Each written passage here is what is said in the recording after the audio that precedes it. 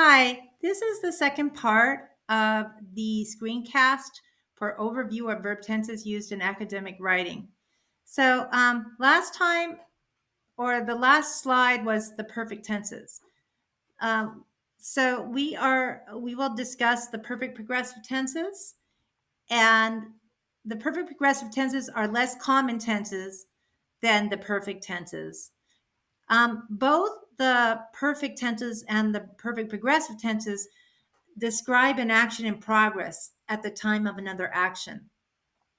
And note that in progress means incomplete. The formula for present perfect progressive is have, like I have, you have, we have, plus been plus verb ing. And if it is singular, like he, she, or it, you need to use he has, she has, and then been, verb ing. This gets complicated. Past perfect progressive is had, HAD, plus been, verb ing. And the future perfect progressive formula will always be will have been plus verb ing. And each of these progressive tenses usually includes two actions at least and a time word. You know, by time word, I mean like before, I mean since, um, by the time, after, as soon as, right? These are what you call time words. All right. And in the perfect progressive tenses, you need to use an action verb. An action verb, remember in the first part, I said that an action verb actually does an action like to read, to write, something that you do with your hands or your body.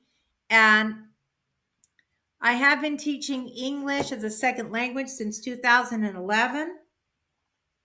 That's an example of a progressive action. It's true that I only use one action in here in this sentence, but it means that this action has been in progress since 2011, which is 12 years. You could also say, I have been teaching English as a second language for 12 years. And he has been running when you saw him. In this sentence, there are two actions. The first action is the past perfect progressive, and the second action in the time clause is the simple past. So when we use the past perfect progressive, it will always happen. It will always be. It had always been in progress before the other action in the simple past.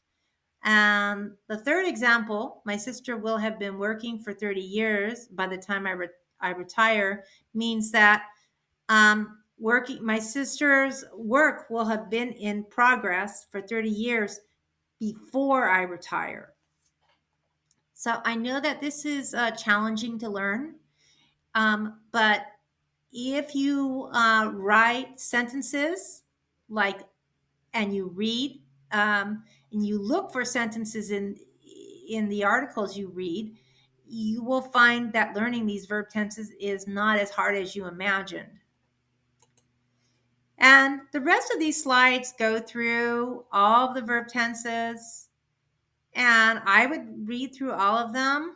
The simple present expresses facts, opinions, and repeated actions. I'm not going to go through every one of these, but simple future is used for a plan, especially with we are going to. That's used for a plan. We are going to have dinner on Saturday. I am going to graduate in 2024.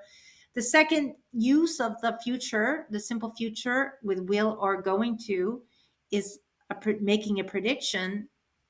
You know, she will be a fast runner one day. He is going to be a fast runner one day. And you can also make a prediction about the weather, right? And you can volunteer. We usually volunteer in the simple future. Sure, I will help you with your homework. I am hungry. I will go to In-N-Out after class. The doorbell rings. Oh, I will answer it. Okay, so it's really important to review all of these future time clauses, present progressive, Okay.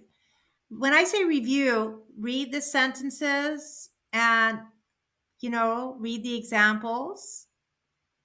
And some of you may want to even write the examples, just so you remember how to write each verb tense, right? And future progressive is a little tricky. You need to remember will be plus you need to use will be, verb plus ing. And present perfect is a verb tense that takes practice, but we use it to connect the past and the present together. And the formula is have or has plus verb 3. And we use it for an action that began in the past and continues into the present, and also for an action that you can count, which has a amount you have done a certain amount of times. Like we have seen that movie 20 times. I have been to 1,000 movies. And we use the present perfect for an action that is incomplete and it is actually still in progress. You have sat in class for over an hour. The radio has played all night.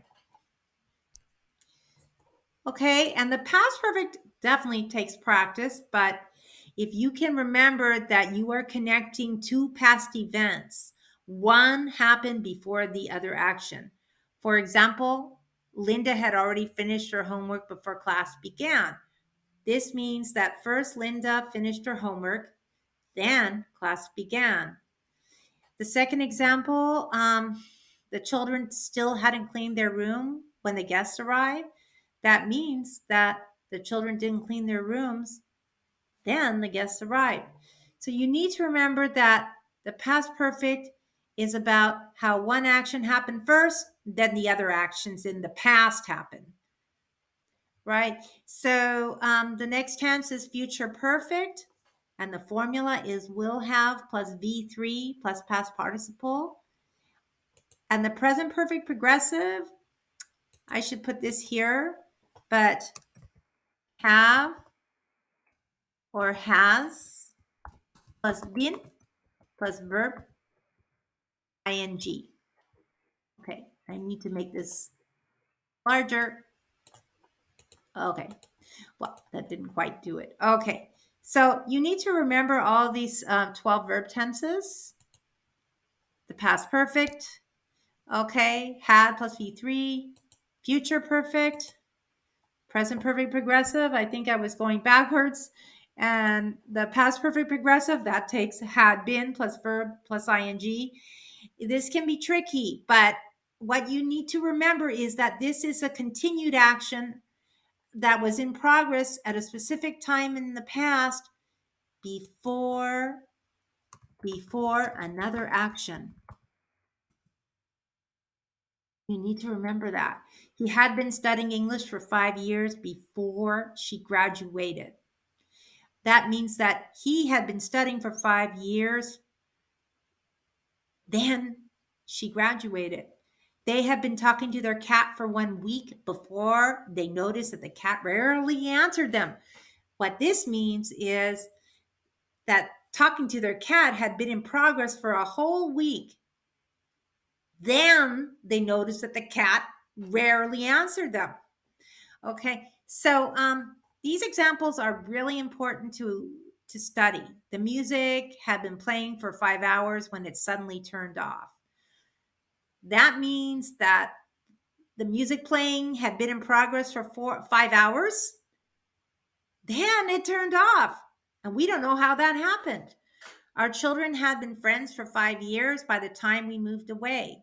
That means that, well, we cannot use the verb ing because this is a no action expression. To be friends, that is we use in the simple simple tense or the present perfect tense, right? We don't say our children had been being friends because this is not really an action. It's a feeling that people get that they know they want to be friends with each other. It's not an action they do. Okay. So, some final verb tense tips. If you're ever unsure about which verb tense to use simpler verb tenses. And you might want to be careful about using the less common or more difficult tenses, right?